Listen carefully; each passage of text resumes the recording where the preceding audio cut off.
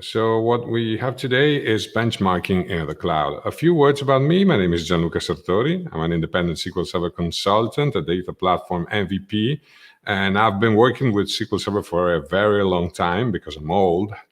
And currently I'm working as a DBA at a famous Formula One team in Italy. And if you want to read my blog, you can find it at spaghettidba.com.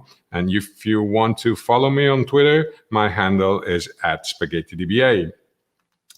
So the agenda for this session, first of all, we're going to have a look at benchmarking. So why we take benchmarks and what we want to do with those.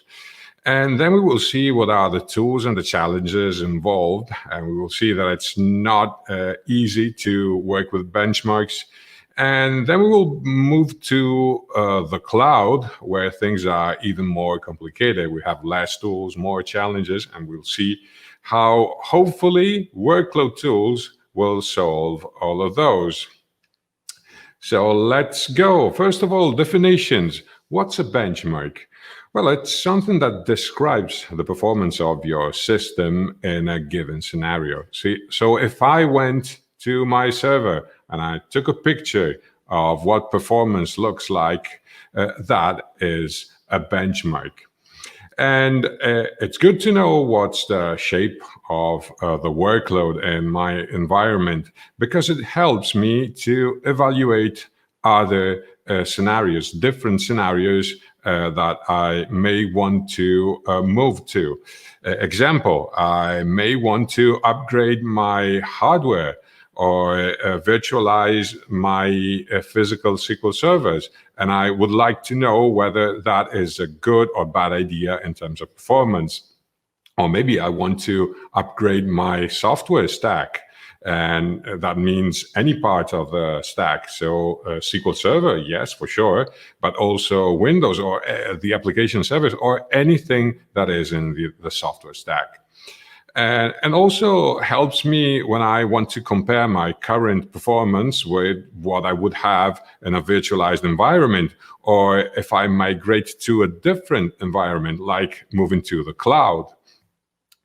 Another thing that is interesting that we can do with benchmarks is rating how good my tuning efforts are.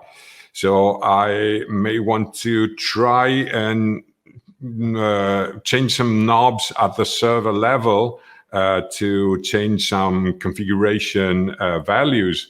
Or maybe I want to do something inside the database, like adding indexes or rewriting some store procedure or view, and see whether that is good or bad for performance compared to what I have now.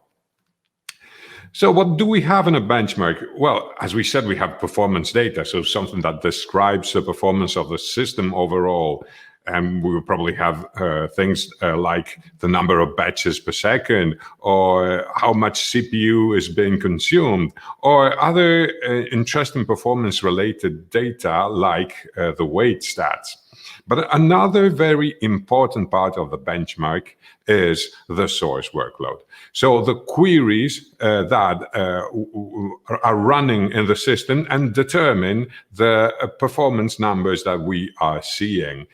So along with the queries, we may want to capture some performance information related to those specific queries, like the duration or the CPU consumed or the reads and writes and so on. So how does it look like as an overall process? What we probably want to do is have our production environment, and we run a capture tool against the performance, the production environment, and we get a benchmark. And as we said, it contains some performance data, and then it contains the workload, all the queries with the performance information related to the queries. And once we have this is the baseline, what we want to compare against a different environment. So in order to do that, we need to have the target environment, the test environment in this case, and we need a replay tool that is capable of going through all the queries and the workload and replay them against this environment that we want to assess. And while the replay is running, we also need a second instance of the capture tool that this time will capture how performance is looking like on the test environment. And again, what we get is another benchmark with the workload data. And what we do at this stage is compare the two. And usually what we want to spot at this stage is things like regressions. Imagine that you are moving from an older version of SQL Server and you want to move to a newer one. You may run into some regressions, and you better catch those before you upgrade to the new version of SQL Server. Or maybe always talking about upgrade scenarios, we may want to catch those unwanted scenarios, like features that stop working altogether. Or other things that we want to catch is how good the tuning efforts are. So the new environment may be an environment where we already have applied some of our tuning measures. Good. So if you ever tried this, you probably know that this is a bit hard. It's not an impossible task, but it is a bit hard. And we need to know how to capture the source workload and its performance data. And there are many tools to do that. We need to understand what we need to capture, and it's not always straightforward. And we also need to understand which replay tool we want to use. And that depends on how we capture the data in the first place. And then we will have to compare the results. And again, there are tools for doing this. So the main choice here is which tool to use. So let's go straight and describe what are the tools that we have in SQL Server to capture workload. Well, the first that comes to everyone's mind is Profiler. It's been around since forever, and it's pretty easy to use. You just need to fire it and click on one of the templates and say go. And then Profiler starts capturing all the activity on the server. The downside to using Profiler is that it has a non-negligible performance impact on the server. So I wouldn't suggest pointing Profiler to a very busy server, because it would end up slowing it down. So extended events are really good for capturing performance and events from a server without slowing it down too much. Microsoft designed this feature to have a low performance overhead on the server being observed. There's a couple of downsides to using extended events. It creates very big files, and also it is not compatible with all the versions of SQL Server. If you're working with a version prior to SQL Server 2012, you don't have extended events there. And we have some events in 2008, but it's not something that you could use to capture a whole benchmark. So what you end up doing in all the versions is using SQL Trace, which is old school and deprecated, but it still works. And also it is compatible with a lot of analysis and replay tools. We may also want to capture performance from the Windows point of view. So this is, in the end, capturing performance counters. And we need to know which ones to capture. We have some counters related to Windows in general, and some specific counters for SQL Server. There's a tool, an open source tool that you can find on GitHub, which is called PAL. And this helps you understand which counters are meaningful for many Microsoft applications, including SQL Server. So all you have to do is download it and go to the installation folder, and it contains templates with all the list of the meaningful counters to capture. And once we have the data, we need to analyze it. And we have tools for that. The ones that have been around the longer are RML utilities. And this is a set of command line utilities. And it contains a tool which is called readTrace. And as the name suggests, it reads a trace and writes the data to an analysis database. And then you can visualize that data using a tool called Reporter, which is based on the data that you have in the database. We have other tools like SQL Nexus, other ones like ClearTrace. ClearTrace is really interesting because it analyzes the trace files, and it can also do the normalization of the queries. So this means that if you have some constants in your queries and you have many instances of the same ad hoc queries, without normalizing the query, so removing the constants and replacing them with placeholders, you would have the performance information broken down by the individual instances of the statement. And normalizing them gives you the ability to see all the instances of the same query together. Well, what else do we have here? Of course, we have PaaS that helps you analyzing the performance counters. And there's an interesting tool that's been released some years ago by Microsoft, which is called DEA, the Database Experimentation Assistant. And it's an A/B testing tool that helps you capturing a baseline and a benchmark and compare the two using distributed replay and some R charts. For replaying your workload, of course, we have Profiler, but that's more useful for debugging or troubleshooting rather than for replaying a whole workload. It's good because you can set breakpoints, you can pause the replay, but it's not really suitable for big workloads. RML Utilities contains a tool for replaying a workload, and it's called OStress. And it can work on the output of readTrace, and it has two ways of replaying the workload. The first one is stress mode, and it runs all the query one after the other without waiting for any pauses between the queries.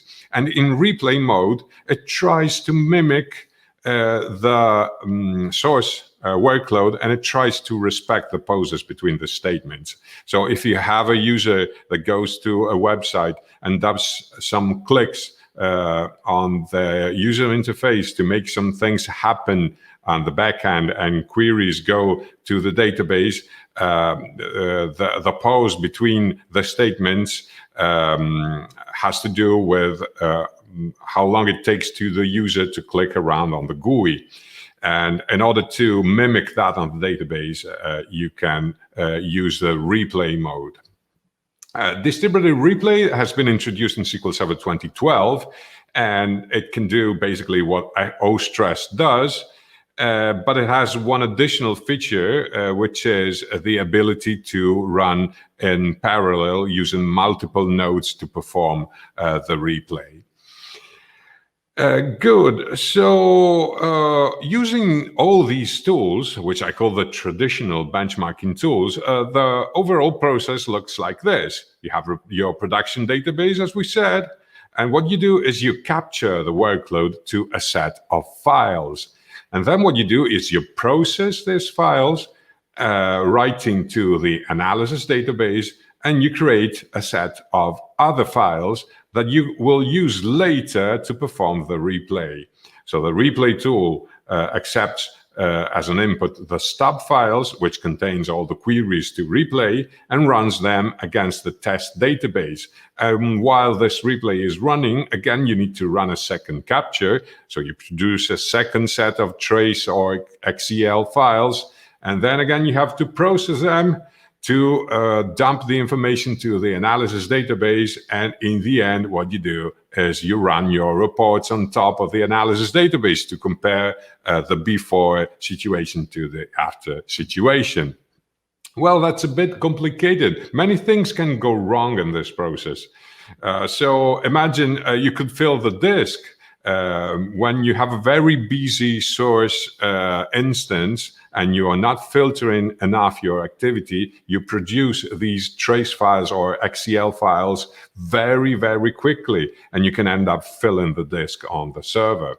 And another thing that often goes wrong is when you process these files, so these are gigs and gigs of files, the utility that has to process these files sometimes crashes without giving you any clue about what is wrong in the files. And that's really frustrating if you've been capturing your workload for hours or even days. And the same could happen when you are testing. So even when you do that on the second phase, on the benchmark phase. So if you move to the cloud, things get even more complicated because of all the tools that we have shown, some will work and some will not. First of all, we need to understand which kind of cloud we are thinking of. So if it's infrastructure as a service, it's a VM somewhere, so it doesn't really change from what you get on premises. The same tools will work even in the cloud because it's a VM, so everything works. You have control over everything. But if you move to platform as a service, some things are not under your control. Mainly, you cannot write to the local disk, which is required by traces. So in order to capture a workload, you don't have the ability to use traces. All you can do is use extended events. And you have two possibilities. You either write to a blob storage file target, or you can use the streaming API for extended events in order to receive the events directly to a client listening for those events. And obviously, you cannot use Performance Monitor to capture BLG trace of the performance counters because you don't have access to the Windows machine. If we move to an Azure SQL database, things are even more restrictive here because obviously we still have the restriction on not being able to run traces. We can use extended events, but this time the only thing we can do is write to a blob storage file target because we don't have on an Azure SQL database the ability to stream extended events because the feature relies on a system table value function that is not available on an Azure SQL database. It is available only to sysadmins on a managed instance. So what can we do? We can switch to using WorkloadTools. WorkloadTools is an open source collection of utilities that you can find on my GitHub. And you can use it to take care of all the aspects of benchmarking. You can use it to capture a workload, to analyze what's inside the workload itself, and you can use it to replay a workload against a target SQL Server. It has two unique features that you will not find in any other benchmarking tool. It works against Azure SQL database and managed instance. And the other interesting feature is that you can do real-time capture and replay. So you don't have to capture the workload first to files, but you can replay it in real time while you are capturing. Good. So what are the features in WorkloadTools? Well, basically everything works around two main concepts: the listener and the consumer. The listener is what captures the events. So depending on what we are working on, so an older version of SQL Server or a newer version, a cloud version of SQL Server, we might want to use SQL Trace or extended events, or we could also start a listener on a saved workload that comes from a previous capture taken with WorkloadTools itself.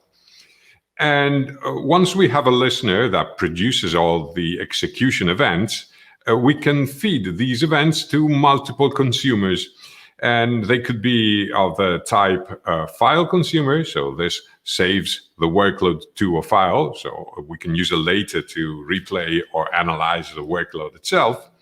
Or we have an analysis consumer that is capable of taking these events and normalizing the queries and saving the results to the analysis database in real time. And then we have the replay consumer that is capable of executing the queries captured against a target SQL Server database. It's super easy to work with WorkloadTools. All you have to do is feed a configuration file written in JSON to the main tool in the tool set, which is called SQL Workload. And then it will execute exactly what is configured in the file itself. We're going to see it in a minute.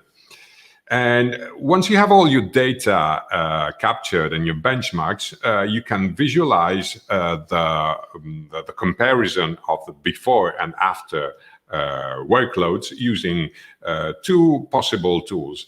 One is the included workload viewer, which is a GUI application included in WorkloadTools, or you have a Power BI dashboard that is capable of showing what's inside the two benchmarks.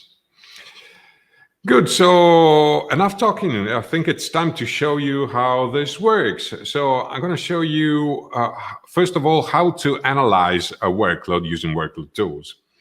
So what this will look like, first of all, we have a production database. We may want to use SQL Workload to capture the workload from the production database. And this will happen using the streaming API for extended events. It could be the streaming API in case we're using extended events, or a sort of streaming using SQL Trace, but it has a streaming functionality on top. Once we have all the events in SQL Workload, what it will do is we'll use the analyzer consumer, so the analysis consumer, to write this data to an analysis database once the queries are normalized. So as we said, it will strip away all the constants and group together all the queries that look the same except for the values in the constants. Okay, so let's see how this works. We're going to use a virtual machine for this, and we have three SQL Server instances. So one is SQL 2016, and then we have SQL 2019, and then we have an Azure SQL database. I'm going to use this DS3 database as the source for my workload. DS3 is a benchmarking database that you can get from Dell. It has been actually open sourced. So it's a synthetic workload that simulates a website that sells DVDs online. So it shows its age. It would be something about Netflix today, but again, it works. So what will we do? First of all, we said we want to analyze the workload. And how do we do that? Let's have a look at this from code. So first of all, we are going to run this analyze.cmd, and it will run SQL workload.exe. So this is the main executable for capturing a workload and analyzing it with WorkloadTools. And as we said, we need to specify a JSON file that contains all the configuration. So let's have a look at this configuration file. It's pretty easy. And it contains basically this controller node. And inside we have a listener and the list of the consumers. So we will always have one listener and one or more consumers. The listener in this case is of the type extended events workload listener. So this means that it uses extended events, and in the background. And we need to specify how to connect to the server, so the name of the server and the name of the database, and we can specify some filters that will be pushed down to the extended events session. We don't have to create an extended events session because WorkloadTools takes care of creating one exactly using the information that we provided in the JSON file. Good, so we're all set with the listener. The next thing we need is one or more consumers. And in this case, we're going to use an analysis consumer. It needs to know where to write the analysis information, so the name of the server, and then the name of the database, and the name for a schema. And we need to specify how often it needs to upload the information. This will create intervals of this size. So we're going to have some intervals every 60 seconds or 120 seconds or more. It needs to be a multiple of 60. And this will aggregate the data inside these intervals.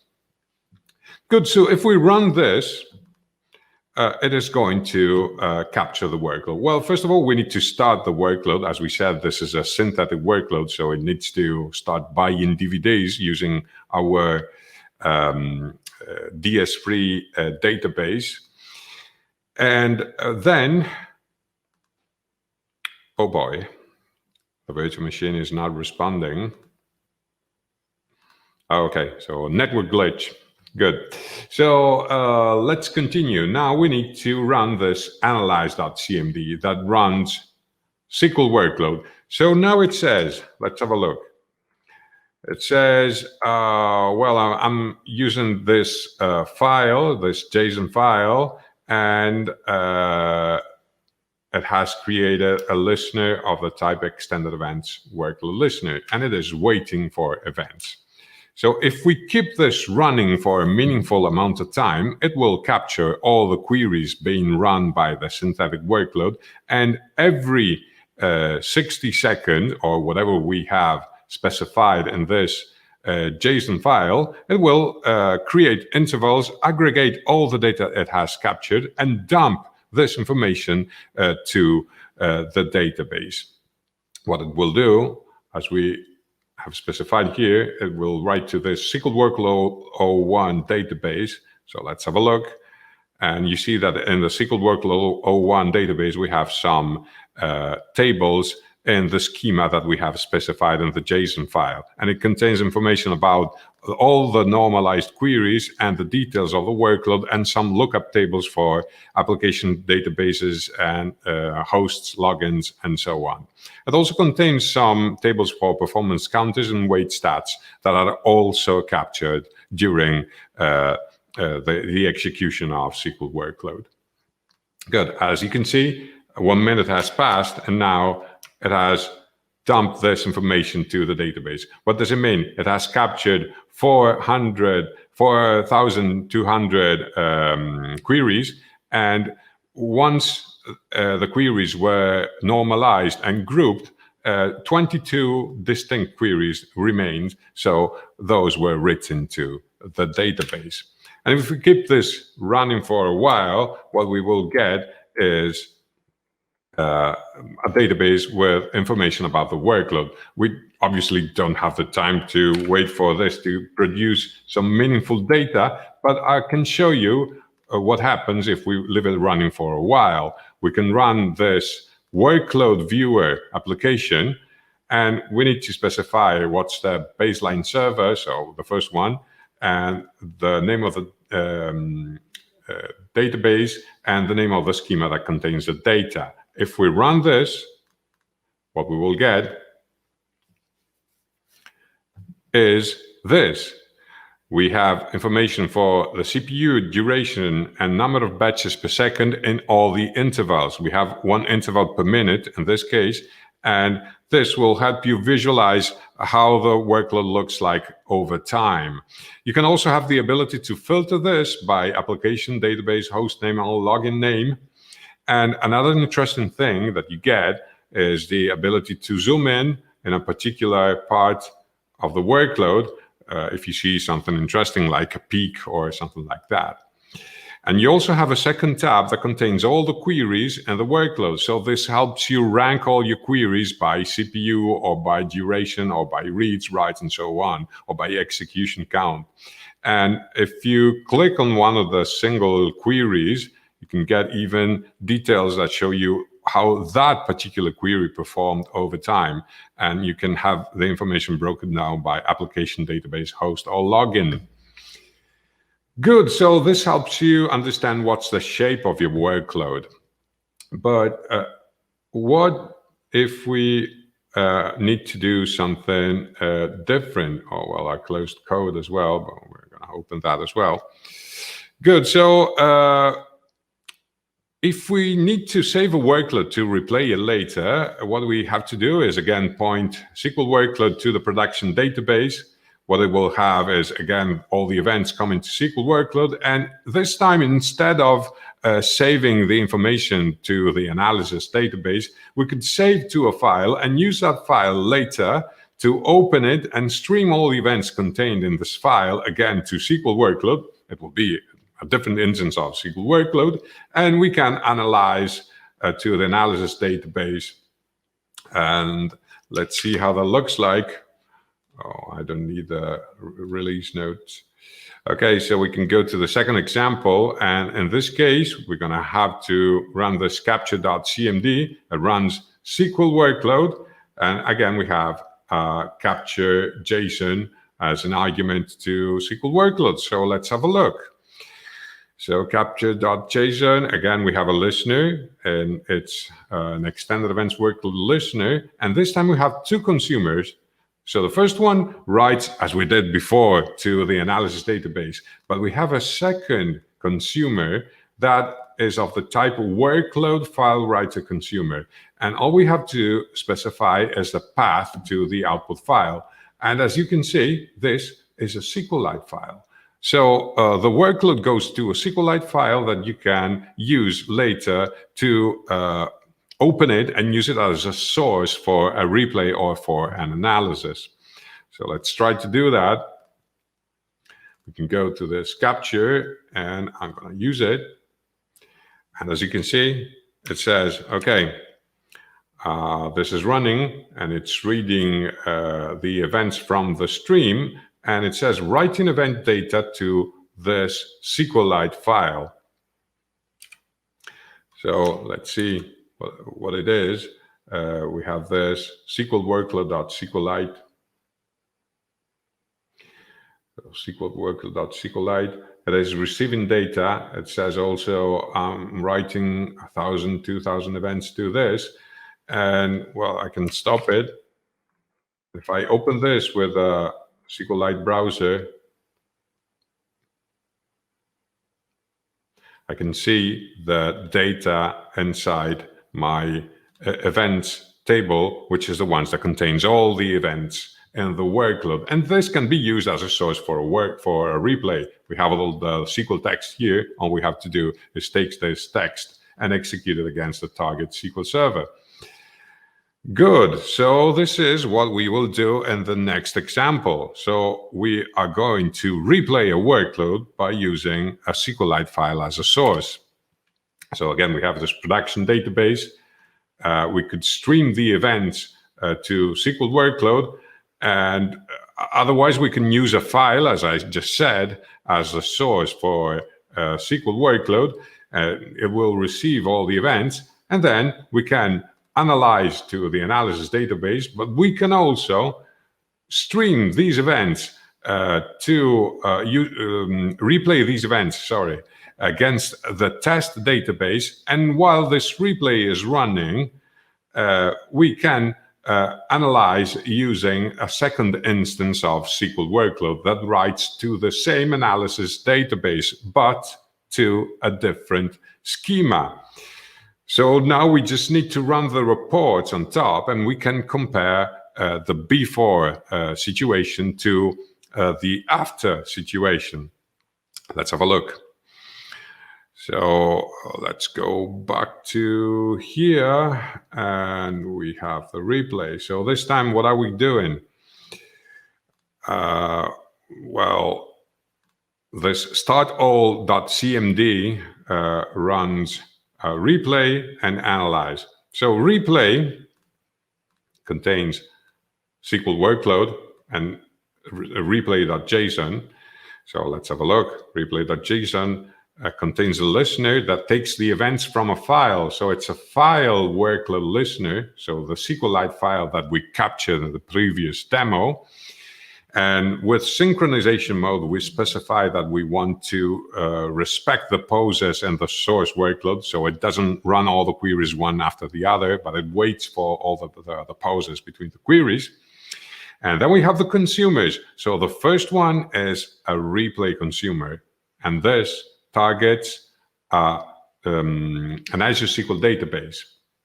And then we have an analysis consumer that takes the events from the source, so the baseline, and writes them to the analysis database. And while this is running, we also are running the analyze.cmd that takes this analyze.json. So let's have a look. And this time we have this pointed to the target of the replay. So while the replay is running against the Azure SQL database, what we do is we capture the execution events using blob storage to park the XCL files. This has to be configured up front. And then it will read these files incrementally and use it as the source of the events. And these events will go to an analysis consumer that will write how this workload is performing against the target database. And we can also decide to do more. We can use multiple consumers. In this case, I could write the events to another SQLite file because I feel like it. Good, so let's try to do that. And if I do it, what I get is two instances of SQL workload running at the same time. So the one on the left is running the replay, and the one on the right is connected to the Azure SQL database, and it is listening for the events coming from the Azure SQL database. Well, obviously, this needs to run for a meaningful amount of time before we get some information that we can compare in the workload viewer. We would need to wait at least for 10 minutes of execution, which we don't have for this demo. So I will have to ask you to trust this is actually working. So I can stop this. And I can show you what this looks like when you keep it running for a while. This time, instead of having one series of data, you get two series of data, and you can compare how the two stack together.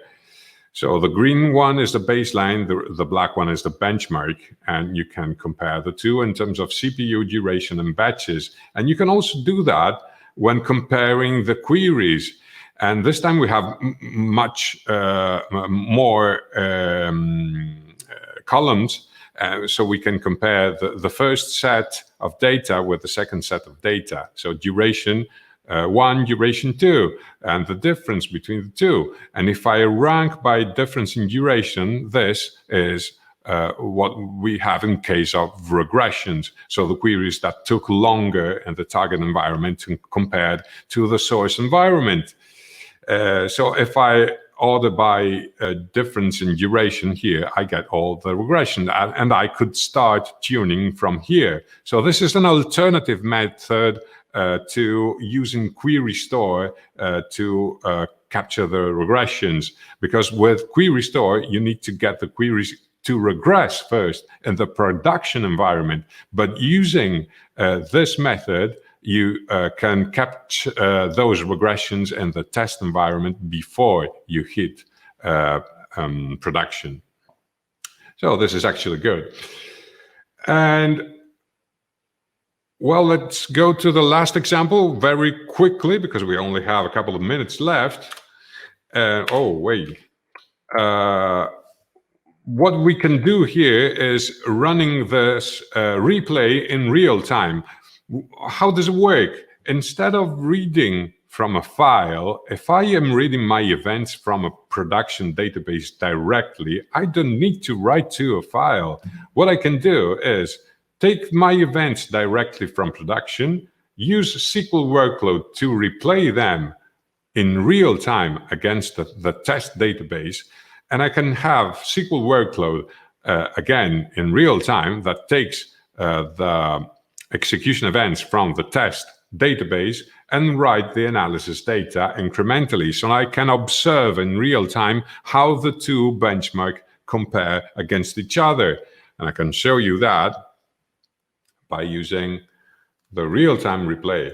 So it looks pretty much the same, but in this case, for the real-time replay, I'm going to have to run, so start all again, run two CMDs. So the replay is not different. So replay CMD uses replay JSON, and replay JSON gets the events from a live database using extended events. And the consumer is the replay consumer. So it goes directly to my Azure SQL DB. And I am also writing to the analysis database. So this writes how the source workload looks like.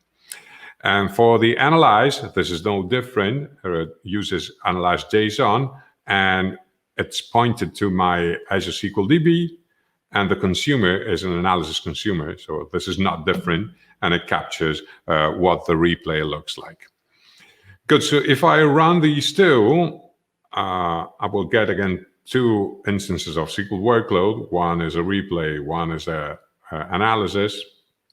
So the one on the left is a replay, and it's replaying the events in real time. Well, I would actually need to have a workload to do this. So, well, we don't have time for that. I can show you how this looks like when it runs for a while. And this is particularly useful when you need to capture a big workload that spans across weeks or months, and you cannot imagine doing that with capturing to a file, because the file would become huge and you would never get to analyze and replay them in a meaningful way. So having the real-time replay helps you in those situations. This is what it looks like. I had this running on a client of mine for several hours, and this is what it looks like. Here you have the source, so the baseline in green, and the target, the benchmark, in black, and you see how the two compare against each other. The source was a SQL 2008, and the target was a SQL 2017. And as you can see, we had some regressions like around here. So what we had to do was go here and inspect what the queries looked like here and get the regressions. Oh, this is bad, so I can go and tune this ones because this one really got much worse. So get the plans and compare the two, source and target, and see how to tune these queries. Good, so wrapping up, benchmarking used to be hard, but now with WorkloadTools, it is easy as pie. All you have to do is configure a few environment options in a JSON file, and WorkloadTools will take care of all the rest. I will leave you with some resources about WorkloadTools. So the link to the project itself and the documentation.